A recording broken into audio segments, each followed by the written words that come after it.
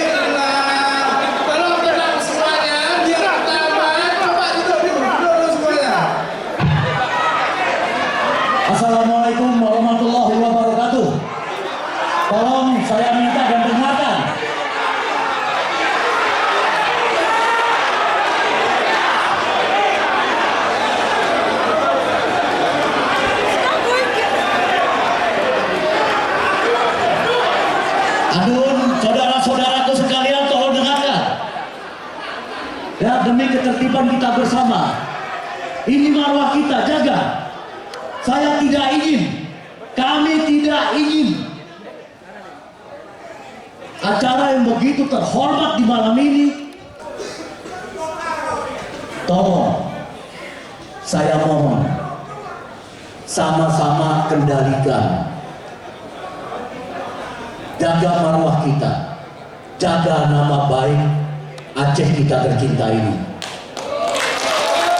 Jadi masing-masing pasangan calon, baik 01 maupun 02, saya minta tertib, saling menghargai.